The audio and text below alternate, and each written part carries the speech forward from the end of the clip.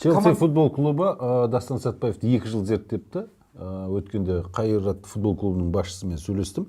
Сонда ол кісі айтып отыр, 2 жыл зерттеп келген, сонымен қатар ең соңғы мына Готия Кап деген жарысқа барған кезде, сөзді ол бомбардир болды, 5 гол соқты. Содан кейін тағы бір әсер еткен жағдай, Челси футбол клубының бапкерлігі, журналистерді жазды ғой, лондондық. Черногорияға қарсы матчта гол соқты ғой, 3 адамды алдап өтіп, бос қақпаға қақпашысын жатқызып. Сол видеода қатты әсер еткен, жалпы осындай мүмкіндіктер. Және бүгінде алаңға шығып отыр, және Дастан Сатпаевтың жаңа айта кетуіміз керек, негізгі құрамға шығуға болмайды, өйткені Челси футбол клубының тиесілі футболшысы.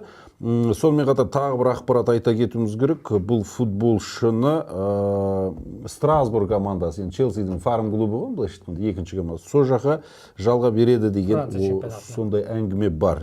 Ереке қалай ол сонда негізгі құрамға шығуға болмайды деген түсінбей қалдым. Енді жасы 16-да негізгі правообладатель бұл жерде Челси футбол клубы ғой.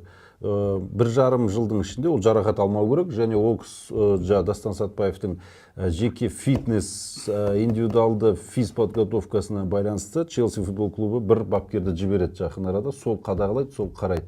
Енді Қазақстан премьер-лигасының көп матчтарында негізгі құрамда шығып, жарақат алып қалуға енді болмайды дегеніміз ғой, енді кейбір матч